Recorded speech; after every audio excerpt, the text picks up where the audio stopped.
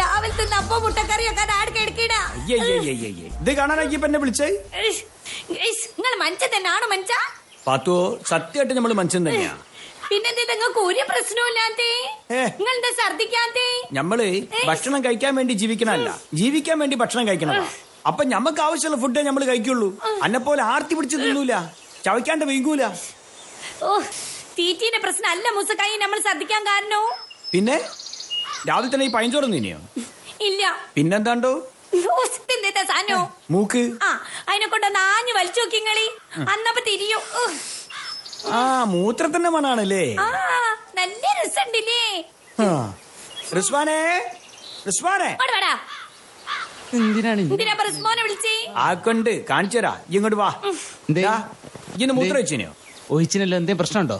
അന്നോട് നമ്മള് 100 പ്രാവശ്യം പറഞ്ഞാണ് കക്കൂസ് പോയ വെള്ളം ഒഴിക്കണമെന്ന്. അപ്പ കക്കൂസിൽ മൂത്രം ഒഴിക്കാൻ പാടില്ലേ? വെള്ളം മാത്രം ഒഴിക്കാൻ പാടുള്ളൂ? മൂത്രം ഒഴിച്ച് കഴിഞ്ഞാൽ നന്നായിട്ട് വെള്ളം ഒഴിക്കണം എന്നാ നമ്മള് പറഞ്ഞു. പഠിക്കാൻ ഞാൻ പുറകോട്ടാ, പക്ഷെ വൃത്തിന്റെ കാര്യത്തിൽ എനിക്ക് എപ്ലസാ. ഞങ്ങൾ വെറുതെ റിസ്മോനെ കുറ്റം പറയണ്ട. പിന്നെ ആരെ കുറ്റം പറയണ്ടേ? നാറ്റം കക്കൂസ് നല്ലേ നമ്മളെ കണ്ണിന്റെ മുന്നിൽ. കണ്ണിന്റെ മുന്നിന്നോ? കണ്ണ് തുറന്ന് നോക്കിങ്ങള്. നമ്മളെ പൊരേന്റെ മുന്നിലെ വയ്യാണ് നാട്ടുകാരെ കക്കൂസ്. നായ്ക്കളമാതിരി കുറച്ച് ആൾക്കാരുണ്ട്. ഓൽക്ക് ഇവിടെ എത്തിയ അന്നപ്പോ മൂത്രമൊഴിക്കണം. ഇവിടെ എത്തുമ്പോഴേ കൃത്യമായിട്ട് മുട്ടുകയും ചെയ്യും. അനക്കതോരോട് പറഞ്ഞൂടെ? എപ്പൊ മൂത്രമൊഴിക്കുമ്പോഴും മൂസ കൈഞ്ച തൊള്ള കിടക്കുന്ന ഞങ്ങൾ കേൾപ്പിക്കരുത്. അല്ലപ്പിച്ചേ, ഇതൊരു തരം മനോരോഗാണ്. പുറത്ത് വെച്ചാൽ അവർക്ക് മൂത്രം പോവുള്ളൂ.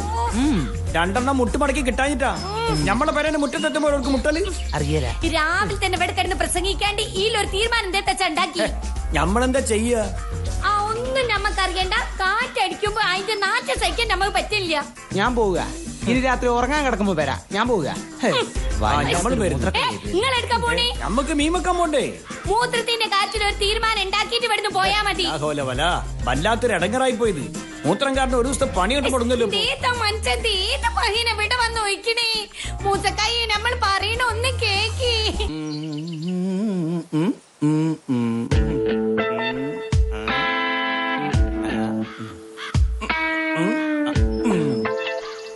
അന്നെ തന്നെയാണ്ടാ ഞമ്മക്ക് കിട്ടണ്ടേ? എന്താ മൂസേ, അന്റെ പറയ കക്കൂസില്ലേ? ഉണ്ട്. പിന്നെ എന്തിനാ നമ്മളെ പഠിക്കൽ മൂത്രം വയ്ക്കണത്? അതിന് ഞാൻ മൂത്രം വയ്ക്കാൻ വന്നല്ലോ. പിന്നെ ഞാൻ കഞ്ഞുണ്ടി നോക്കിയതല്ലേ. കഞ്ഞുണ്ണിയോ? കഞ്ഞുണ്ണിയുടെ ഇല വെളിച്ചിലിട്ട് മുപ്പിച്ച നല്ലോണം മുടി വരും മൂസേ. ഈ തലയിൽ ഇനി എങ്ങോട്ടുണ്ട മുടി വരായി? അപ്പൊ ഈ മൂത്രം വയ്ക്കാൻ വന്നല്ലേ? സോറി. ഇപ്പൊ മൂസ പറഞ്ഞപ്പോ എനിക്ക് ചെറിയൊരു ശങ്കുണ്ട്. എന്ത് ശങ്ക?